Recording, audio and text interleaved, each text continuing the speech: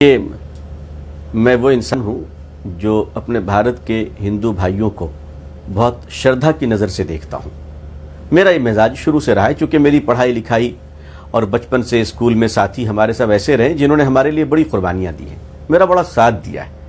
لیکن ڈاکٹر راجیو دھون جی کو میں سلام کرتا ہوں، پورے بھارت کی طرف سے، صرف مسلمان کی طرف سے نہیں، پورے مانوتا کی طرف سے سلام کرتا ہوں۔ اس مہان آدمی نے میرے وشواس کو اور بڑا کر دیا۔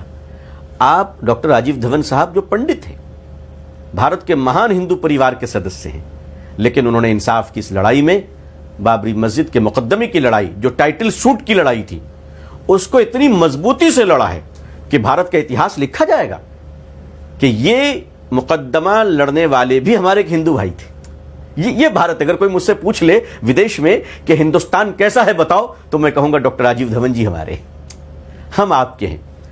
یہ اتنے مہان ایڈوکیٹ ہیں، سینئر وکیل ہیں، انہوں نے بحث کی ہے اور آج تک ہم سے انہوں نے 1 روپے نہیں لیا۔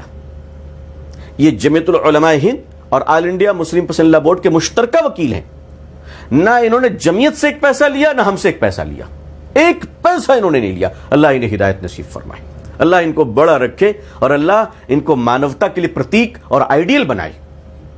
ہم ان کے بہت شکر گزار ہیں، سارے بھارت کی طرف سے شکر گزار ہیں۔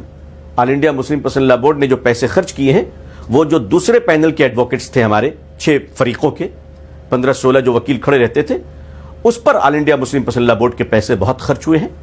میں ہمارے اکابرین کو اللہ سلامت رکھے، جن لوگوں نے تعاون کیا اللہ انہیں جزائے خیر عطا فرمائے۔ تو پیسے جو کچھ خرچ ہوئے ہیں وہ آل انڈیا مسلم پسندیدہ بورڈ کی طرف سے ہی خرچ ہوئے ہیں، اور وہ ادر ایڈوکیٹس پہ خرچ ہوئے ہیں، راجیو دھون جی پر خرچ نہیں ہوئے۔ اور جمعیت العلماء ہند اور آل انڈیا مسلم پسندیدہ بورڈ کے مشترکہ وکیل راجیو دھون جی رہے، نہ انہوں نے جمعیت سے پیسہ لیا، نہ مسلم پسندیدہ بورڈ سے پیسہ لیا۔